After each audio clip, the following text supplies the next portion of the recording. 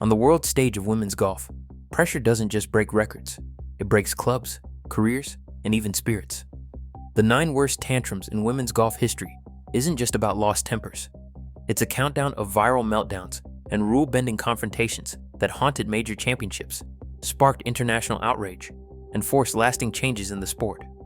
When a minor toe tap cost Emma Talley her putter, and a split-second decision triggered Pedersen's infamous gimme-gate, the consequences didn't stop at a single hole. These moments spun golfers into legend or infamy. But what really pushes top athletes over the edge, and who paid the highest price? Number 9. Congressional Country Club, 2022. Emma Talley stands over a short putt, nerves raw, her scorecard already battered. She misses, then taps her putter on her shoe, a habit so small it barely registers. But this time, the putter head snaps clean off. No wild gesture, no anger, just bad luck at the worst moment. Under Rule 4.1, she's allowed to keep using the broken club, but with a shaft barely a foot long, it is useless. Talley finishes the round putting with her 58-degree wedge, bogeying 2 of her last 3 holes, tears streaming as she leaves the green.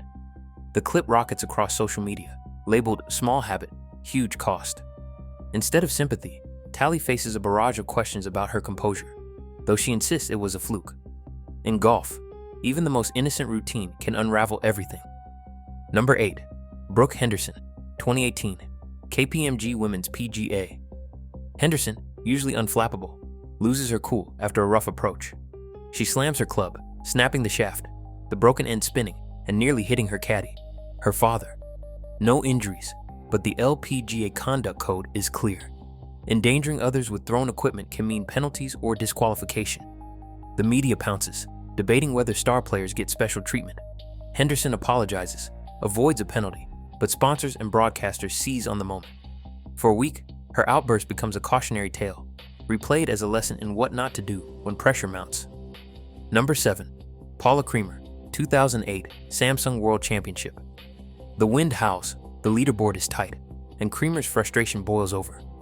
Eyewitnesses recall club slams, sharp words, and outbursts that echo across Half Moon Bay. There's little footage, just whispers and questions about her temper. Creamer regroups, wins the event, but the reputation lingers. In golf, the rules punish damaged equipment or unsafe play, but public opinion can be even harsher. Sometimes, a single meltdown is all it takes to change a career's narrative. Number 6. Hamilton Farm, 2012, Sabase match play. Morgan Pressel is locked in a semifinal battle with Azahara Munoz. Both players feeling the weight of Solheim Cup history. On the 16th green, Pressel lines up a crucial putt. She's already been warned for slow play, but the clock keeps ticking. 37 seconds over the limit. Too long, says the official walking with the group. The penalty? Loss of hole. Instead of going 2 up, Pressel is dragged back to all square. The news hits her mid-fairway, and the unraveling is instant. Her tee shot on 17 finds sand. Her composure vanishes, and Munoz pounces. Bogey for Pressel, par for Munoz, and the match tilts. By the 18th, the emotional spiral is complete. Munoz wins 2-1. Pressel, nearly in tears, questions whether her opponent touched the putting line, but officials clear Munoz. The broadcast replays Pressel's frustration, and golf media explodes with debate. Was the penalty too harsh, or just the rules doing their job? LPGA policy at the time was strict. Fall out of position, get timed, and if you go over, lose the hole. The numbers don't lie. Pressel's win probability plummeted after the ruling, and her visible distress became the lasting image. Number 5. Pinehurst, 2019 Q-Series. For Christina Kim, this isn't just another tournament. It's a career crossroads. Q-Series means tour cards are on the line, every shot under the microscope. Mid-round, Kim spots 2 competitors consulting on club choice. She calls in an official, citing Rule 10.2. No advice, no club checking, not even a whisper. The officials agree. 2-stroke penalties for both players. Kim doesn't stop there. She takes to Twitter, laying out her case in a fiery thread that quickly goes viral. The locker room splits in 2. Some call her a hero for defending the rules, others accuse her of grandstanding. The penalties nearly knock her rivals out of the running for LPGA status. The debate spills beyond the course. What's the line between protecting integrity and playing cop? Kim stands by her actions, insisting, "No one is above the rules." The fallout lingers, and her Twitter feed becomes ground zero for a season-long conversation about self-policing and the true cost of doing the right thing. In women's golf, sometimes the biggest blow-ups aren't about broken clubs. They're about who calls out the breach and who pays the price. Dottie Pepper's voice cuts through the hum of the 2007 Solheim Cup broadcast. "Choking freaking dogs." The comment, meant for a producer, goes live. Within seconds, the control room is scrambling. Too late. The US team hears it in the locker room, fans catch it at home, and the phrase becomes instant Solheim Cup folklore. NBC issues a formal apology before the final putt drops. Pepper herself writes, "I deeply regret my comment, which was never intended for air. But the damage is done. Players are furious, team meetings grind to a halt, and the story dominates headlines. Behind the scenes, sponsor emails and production logs fill with panic. How did this slip happen? What will it cost?" Network brass overhaul their broadcast protocols, mandating dead mics during breaks and retraining staff on live coverage etiquette. For years, that hot mic moment is replayed in media training rooms as a warning. One offhand remark can fuel 1,000 think pieces and leave a permanent scar on team chemistry. 17 years later, the scrutiny has only grown sharper. Charlie Hull, never one to mince words, takes her campaign against slow play straight to social media. In 2024, with marathon rounds dragging on past sunset, Hull calls for penalties so severe they'd make a rules official blush. Automatic strokes, suspensions, even loss of tour cards. Her posts rack up thousands of likes, and soon she's joined by Nelly Korda, Lexi Thompson, and a chorus of frustrated pros. Hull refuses to let the issue die, confronting officials in committee meetings and refusing autographs after dusk as a pointed protest.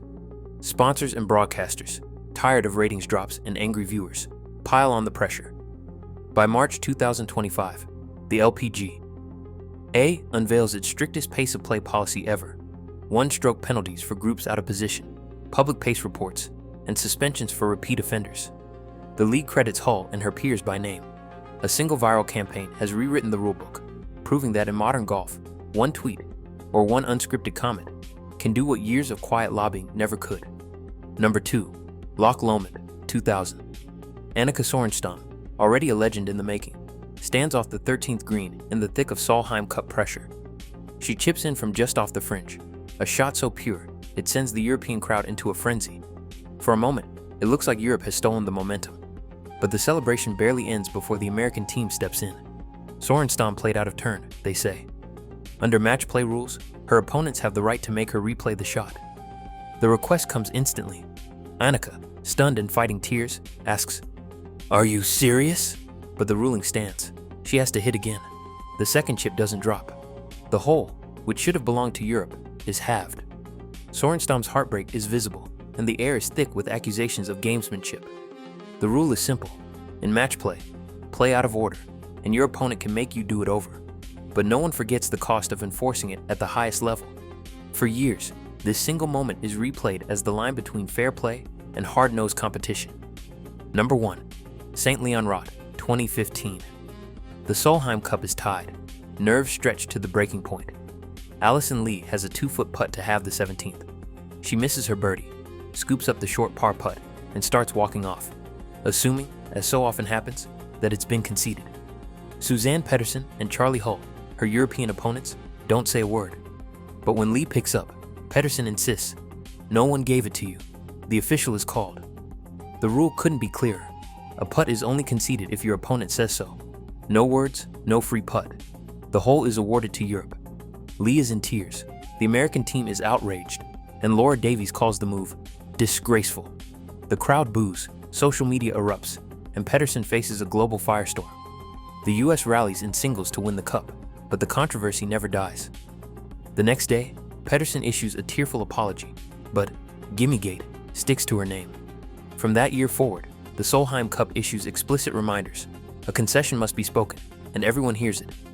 In the end, these are the moments when the rulebook and the spirit of the game collide, and the whole world is watching.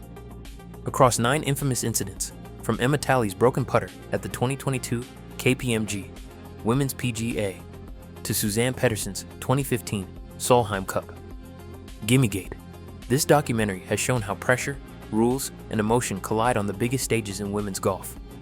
Each event, whether captured live, reported by witnesses, or debated in committee minutes, sparked real-world consequences, rule clarifications, policy reforms, or reputational shifts that outlasted the original moment. Yet, some questions remain. Broadcast archives still hold unaired footage, and not every decision process has been fully disclosed by tour officials. What is clear is that tantrums, whether driven by frustration or gamesmanship, have repeatedly forced the sport to re-examine its balance between the letter and the spirit of the rules. As the LPGA's 2025 Pace of Play overhaul and ongoing debates over etiquette show, these moments are more than viral clips. They are catalysts for change, recorded in both the rulebook and the collective memory of the game.